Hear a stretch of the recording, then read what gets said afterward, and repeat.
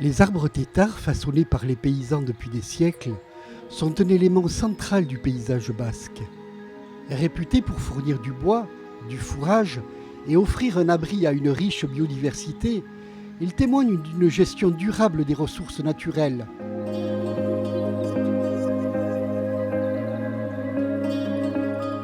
Un arbre têtard ne désigne pas une espèce en particulier, mais plutôt une méthode traditionnelle de gestion et d'exploitation des arbres. Cette pratique consiste à élaguer régulièrement les branches de l'arbre sans abattre le tronc.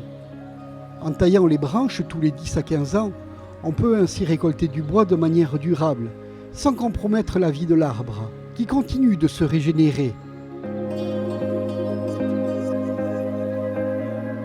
Cette méthode est particulièrement appropriée car la région est riche en essences locales, comme le hêtre, le chêne et le châtaignier, mais aussi le platane, qui se prête parfaitement à la gestion en têtard.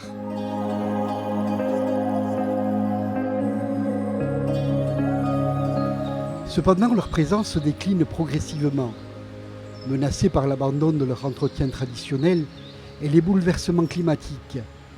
Ce phénomène met en péril non seulement un patrimoine culturel précieux, mais aussi les nombreux écosystèmes qui dépendent de ces arbres remarquables.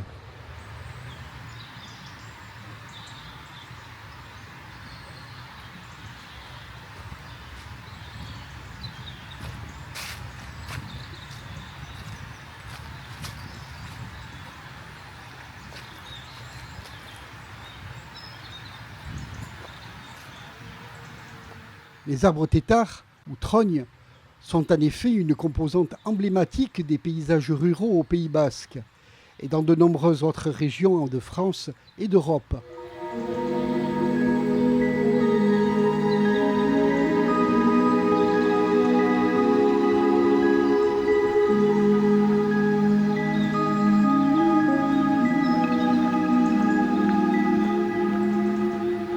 Au XVIe, XVIIe et XVIIIe siècle, les forges de Sarre, Urugne et Bérat ont connu une activité intense, nécessitant une exploitation massive des forêts environnantes pour alimenter les forges en bois.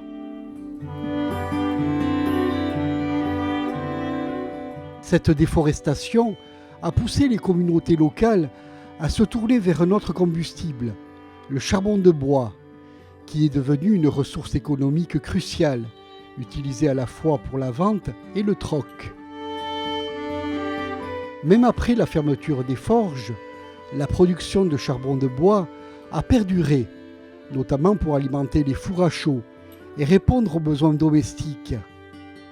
Jusqu'au milieu du XXe siècle, les arbres têtards étaient omniprésents au Pays basque. À cette époque, les besoins en pâturage, en litière et en bois étaient considérables. Les têtards fournissaient non seulement du bois pour les clôtures, le chauffage ou la construction, mais aussi des ressources pour le fourrage des animaux et la litière à base de fougères.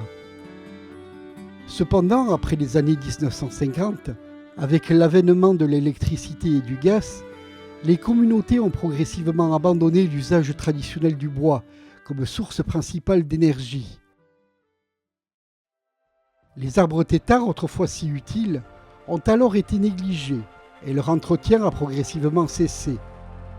En conséquence, les têtards sont de moins en moins nombreux, ce qui présente une perte non seulement pour le patrimoine paysager et culturel, mais aussi pour la biodiversité qu'ils abritent.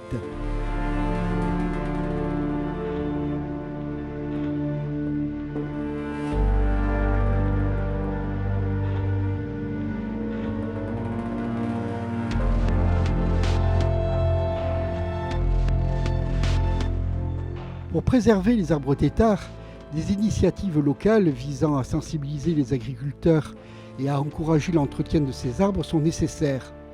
La restauration de cette pratique ancestrale pourrait jouer un rôle crucial dans la sauvegarde des paysages et des écosystèmes associés.